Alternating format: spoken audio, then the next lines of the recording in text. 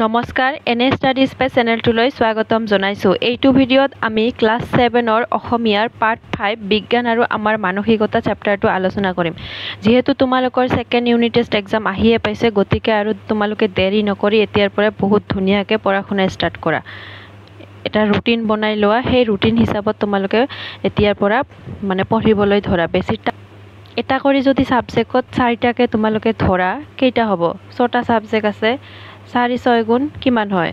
তাৰপিছত তোমালোকৰ দিন আৰু কিমান দিন আছে? ধৰি লোৱা 15 তাৰিখত এক্সাম হ'ব, তোমালোকে 14 তাৰিখলৈকে পঢ়িবলৈ সময় পাবা। কাইলৈ 1 তাৰিখ, তাৰপিছত আৰু কিমান দিন আছে? নাইয়ে, 14 দিন আছে মাত্ৰ। সেইকাৰণে ষ্টাৰ্ট কৰা আৰু ভালকৈ। তোমালোকে যদি ভিডিঅ'টো চাই আছা, প্লিজ মোৰ চেনেলটো ছাবস্ক্ৰাইব কৰি দিয়া আৰু তোমালোকৰ লগৰ যদি ফ্ৰেণ্ডছ আছে, গ্ৰুপ আছে, ফ্ৰেণ্ডৰ গ্ৰুপ আছে, তাতে শ্বেয়াৰ কৰি দিবা। 2 নম্বৰ কি কৈছে? ফাৰ্ষ্টত কৈছে তোমালোকে পাঠটো শুদ্ধ আৰু স্পষ্টকৈ ৰিডিং পঢ়িব কৈছে। 2 নম্বৰত কি কৈছে? চিটা সম্পৰ্কে প্ৰচাৰ হোৱা উৰা বাতৰিটো কি হয়? চিটা সম্পৰ্কে প্ৰচাৰ হোৱা উৰা বাতৰিটো হ'ল ভ্ৰাম্যভাষৰ যোগেদি, কি মাধ্যমৰ যোগেদি প্ৰচাৰ হৈছিল? চিটা সম্পৰ্কে উৰা বাতৰিটো ভ্ৰাম্যভাষ। এইটো এনেকৈ লিখিবা, মত জফলা, এই জফলাবিলাক যে আছে, এইটো ইয় হৈ আছে। এই ইয়ৰ জেগাত তোমালোকে জফলা দি ল'বা। এইবিলাক অসমীয়া টাইপিং কৰিলে তেনেকুৱা ধৰণৰ হৈ যায়। ভ্ৰাম্যভাষ লোকৰ মুখে মুখে যে হাঁহি ফূৰ্তিৰ কাৰণে কিছুমান বস্তু বিয়পাই দিয়ে, তেনেকুৱা ধৰণে। তাৰপিছত বুধবাৰে ছাত্ৰ ছাত্ৰীসকলে কিয় বিদ্যালয়লৈ অহা নাছিল? বুধবাৰে বিদ্যালয়লৈ ছাত্ৰ ছাত্ৰীসকলে চিটা লোৱাৰ ভয়ত অহা নাছিল। তেওঁলোকে শুনিছিল যে আজি বিদ্যালয়ত চিটা দিয়া হ'ব। চিটা ইনজেকশ্যন, বেজী। সেইকাৰণে বিদ্যালয়লৈ ছাত্ৰ ছাত্ৰীসকল অহা নাছিল।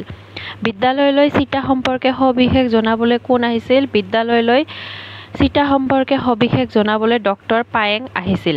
ডক্টৰ পায়েং। এই 3টা কুৱেশ্যন বহুত ইম্পৰ্টেণ্ট হয়। তাৰপিছত ভ্ৰাম্যভাষত অহা উৰা বাতৰিটো চিটা ল'লে কি হ'ব বুলি কৈছিল? ভ্ৰাম্যভাষত অহা উৰা বাতৰিটো চিটা ল'লে কি হ'ব বুলি কৈছিল? শিশুসকলৰ ভীষণ অপকাৰ হ'ব বুলি কৈছিল। শিশুসকলৰ বহুত ডাঙৰ ক্ষতি হ'ব বুলি কৈছিল এই উৰা বাতৰিটোত। তাৰপিছত জংকীয়ে বুধবাৰৰ দিনা বিদ্যালয়ৰ পৰিৱেশ আন দিনাতকৈ কি বেলেগ দেখিছিল? জংকীয়ে যেতিয়া বিদ্যালয়লৈ যাবলৈ ধৰিছিল, তেতিয়া বেলেগ দিনাতকৈ কি দেখিছিল?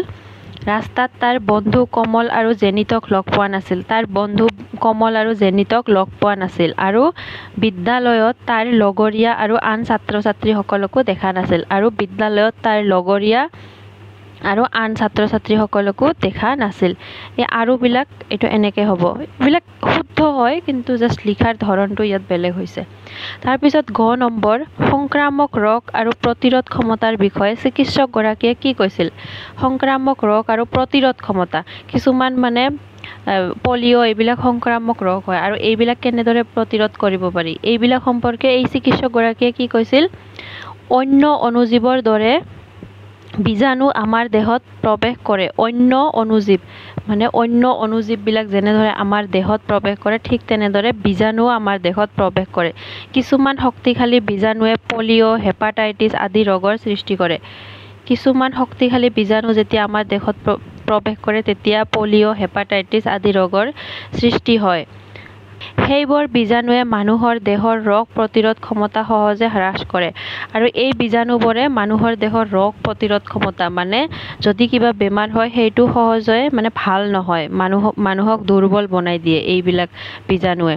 চিটা প্ৰয়োগ কৰি এই ভয়ানক ৰোগসমূহক দূৰ কৰিব পাৰি। আৰু চিটা যদি আমি লওঁ, তেতিয়াহ'লে এই ভয়ানক ৰোগবোৰক দূৰ কৰিব পাৰি। ইম্পৰ্টেণ্ট হয় কুৱেশ্যনটো। তাৰপিছত উৰা বাতৰিটোৱে কিদৰে ৰতনপুৰ গাঁৱৰ পৰিৱেশ সলনি কৰিছিল? উৰা বাতৰিটোৱে ৰতনপুৰ গাঁৱৰ মাজত ভয়ৰ সৃষ্টি কৰিছিল। উৰা বাতৰিটোৱে ৰতনপুৰ গাঁৱৰ মাজত ভয়ৰ সৃষ্টি কৰিছিল। প্ৰধান শিক্ষক মহোদয়ে চিটাৰ বিষয়ে জনাবলৈ কি ব্যৱস্থা লৈছিল? প্ৰধান শিক্ষক মহোদয়ে কি কৰিছিল? এখন জৰুৰী সভা আয়োজন কৰিছিল। এইটো এনেকৈ, এখন জৰুৰী সভা আয়োজন কৰিছিল, আৰু তালৈ অভিভাৱক, ছাত্ৰ ছাত্ৰী আৰু ডাক্তৰ পায়েঙক মাতিছিল, আৰু তেওঁ চিটাৰ বিষয়ে বুজাই দিছিল। কি কৰিছিল? যেতিয়া কোনেও অহা নাছিল বিদ্যালয়লৈ, তেতিয়া প্ৰধান শিক্ষকে কি কৰিছিল? এখন সভা আয়োজন কৰিছিল, আৰু তাত ষ্টুডেণ্টবিলাকৰ গাৰ্জিয়ানবিলাক, অভিভাৱক, ছাত্ৰ ছাত্ৰী আৰু ডাক্তৰ পায়েকক মাতিছিল, যাতে ডাক্তৰে সকলোবিলাক ভালকৈ বুজাই দিব পাৰে। তাৰপিছত উদাহৰণত দেখুওৱাৰ দৰে শব্দৰ লগত অৰ্থ মিলোৱা। এইবিলাক শব্দ ইয়াত মানে অৰ্থ আছে, এইবিলাক মিলাব দিছে। হাট মানে এইটো নিৰ্দিষ্ট দিনত বহুত মানুহ গোট খাই কিনা বেচা কৰা, মানে দেওবৰীয়া হাট। এটা স্থানত বহুত মানুহ লগ হয়, তাতে কোনোবাই বিক্ৰী কৰে, কোনোবাই কিনে। প্ৰাংগণ মানে চোতাল। তাৰপিছত বীজাণু মানে কি হয়? বীজাণু মানে ৰোগ সৃষ্টিকাৰী ক্ষুদ্ৰ জীৱাণু এটা। এই বীজাণুৱে ৰোগ সৃষ্টি কৰিব পাৰে। সংক্ৰামক মানে এজনৰ গাৰ পৰা আন এজন গালৈ যোৱা, দেহত হয় তাৰ পৰা বেলেগৰ গালৈও হ'ব পাৰে। তাৰপিছত প্ৰতিৰোধ মানে বাধা। পুস্তিকা মানে সৰু কিতাপ। কি কৈছে? শংকৰ, তুমি এতিয়াও বিদ্যালয়লৈ যাবলৈ সাজু হোৱা নাই কিয়? এই কথাষাৰ কোনে কাক কৈছিল? এই কথাষাৰ জংকীয়ে শংকৰক কৈছিল। ইম্পৰ্টেণ্ট হয় কুৱেশ্যনটো। যেতিয়া জংকীয়ে শংকৰৰ ঘৰলৈ গৈ দেখিছিল যে শংকৰে এতিয়াও স্কুল যাবলৈ ওলোৱা নাই। জংকীয়ে স্কুলত ৰেডি হৈ শংকৰৰ ঘৰলৈ গৈছিল আৰু দেখিছিল শংকৰ এতিয়াও স্কুল যাবলৈ ওলোৱা নাই। তেতিয়া এই কথাষাৰ শংকৰক কৈছিল। ইম্পৰ্টেণ্ট হয়। তাৰপিছত উৰা বাতৰিসমূহ সমাজৰ বাবে এক প্ৰকাৰ খচৰা ৰোগ। উৰা বাতৰিসমূহ যে আছে, এইবিলাক এক প্ৰকাৰ খচৰা ৰোগ হয়, মানে বহুত বেয়া ধৰণৰ ৰোগ হয়। কথাষাৰৰ বিষয়ে দলত আলোচনা কৰি নিজৰ মতামত প্ৰকাশ কৰা।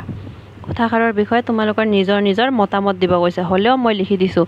উৰা বাতৰিসমূহ সমাজৰ বাবে এক প্ৰকাৰ খচৰা ৰোগ। এই কথাষাৰৰ মূল ভাৱ হৈছে খচৰা ৰোগসমূহ এজনৰ শৰীৰৰ পৰা অন্য এজনৰ শৰীৰলৈ বিয়পে। খচৰা ৰোগসমূহ মানে কি হয়? সংক্ৰামক ৰোগ এজনৰ পৰা আন এজনৰ শৰীৰলৈ বিয়পে।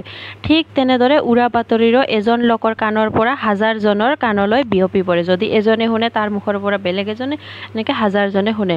খচৰা ৰোগসমূহে যেনে ধৰণৰ প্ৰতিক্ৰিয়া সৃষ্টি কৰে, ঠিক তেনেদৰে উৰা বাতৰিসমূহেও মানুহৰ ভীষণ অপকাৰ কৰে আৰু কেতিয়াবা এই উৰা বাতৰিসমূহৰ ফলতেই মানুহৰ মৃত্যু মুখত পৰিবলগীয়া হয়। যেনেদৰে খচৰা ৰোগসমূহে প্ৰতিক্ৰিয়া বা ভয়ৰ সৃষ্টি কৰে, ঠিক তেনেদৰে উৰা বাতৰিসমূহেও ভীষণ অপকাৰ কৰে, ক্ষতি কৰে আৰু কেতিয়াবা এই উৰা বাতৰিৰ ফলতেই মৃত্যু মুখত পৰিবলগীয়া হয়। যেনেদৰে স্কুলত চিটা দিয়া হ'ব, তোমালোকৰ স্কুলতো দিয়ে চাগে, আৰু তোমালোকে ভয় খাই সিদিনা স্কুল নোযোৱা, কিন্তু এইবিলাক তোমালোকৰ ভালৰ কাৰণে দিয়ে, যাতে তোমালোকে ষ্ট্ৰং হোৱা, বেমাৰ নহয়। আৰু এইবিলাক যদি উৰা বাতৰিত উৰা বাতৰিত আহে যে এইবিলাক লগালে বেমাৰ হ'ব, তেতিয়া তোমালোকৰ আৰু মৃত্যু হোৱাৰ চান্সটো বেছি থাকে। তলৰ বাকচত দিয়া শব্দকেইটাৰে বাক্য ৰচনা কৰিব কৈছে। দলং দি বাক্য ৰচনা। দলংখনত ল'ৰাবোৰে খেলি আছে। কলং এখন নদীৰ নাম। শিং নথকা গৰুক লাওমুৱা বোলে। শিং নথকা গৰুক কি বোলে? লাওমুৱা। ৰং, ল'ৰা ছোৱালীয়ে পথাৰত ৰং বনে খেলি আছে। তাৰপিছত এটা শব্দত প্ৰকাশ কৰা।